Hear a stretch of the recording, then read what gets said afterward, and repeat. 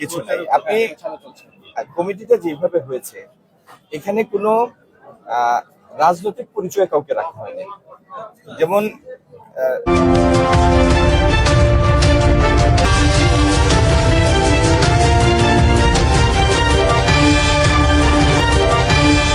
City কর্পোরেশনের প্রশাসক মহোদয়, উন্নয়ন সংস্থার চেয়ারম্যান মহোদয় এবং জেলা পরিষদের প্রশাসক মহোদয়, ডিভিশনাল কমিশনার, এসএমপি কমিশনার, সিলেটের এসপি, সিলেট রেঞ্জের ডিআইজি এবং ডিসি এবং সংসদ এই সিলেট 1 আসনের সংসদ সদস্য হিসেবে আমি আছি ওনাদের সাথে।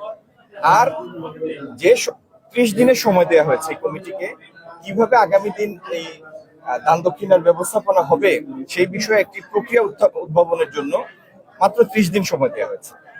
এই 30 দিনের মধ্যে যে টাকাই আসবে, বাক্স ভরে গেলে তো টাকা গুনতে হবে, তো সেই টাকা গুনা হবে প্রকাশ্যে, এই কমিটি গুনবে, প্রকাশ্যে গুনবে এবং সেই টাকাটা রক্ষিত থাকবে ডিসি পরিচালিত একটি অ্যাকাউন্টে, একটি নির্দিষ্ট অ্যাকাউন্ট।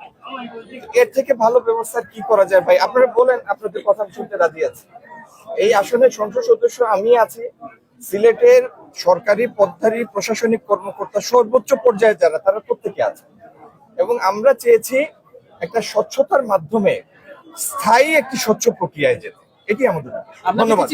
যাই হোক, আগামী দিনে বাংলাদেশের থেকে চীনে রপ্তানি বাড়ানোর জন্য আমাদের যে স্ট্র্যাটেজি, চীন ইতিমধ্যে কিন্তু আমাদের সব পণ্যে শুল্ক মুক্ত করে দিয়েছে, 0 সুতরাং আমাদের কাছে একটাই সম্ভাব্য উপায়, যে উপায়টা আমরা অবলম্বন করতে চাই, সেটি হচ্ছে বাংলাদেশে বেশি বেশি করে চাইনিজ বিনিয়োগ আকর্ষণ করা।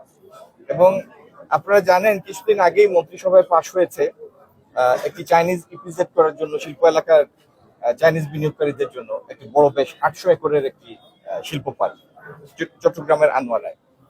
আমার বিশ্বাস আমাদের মাননীয় প্রধানমন্ত্রী চীন সফরের ফলে তিনি অনেক শীর্ষ চাইনিজ বিনিয়োগকারীদের, সম্ভাব্য বিনিয়োগকারীদের সাথে কথা বলেছেন।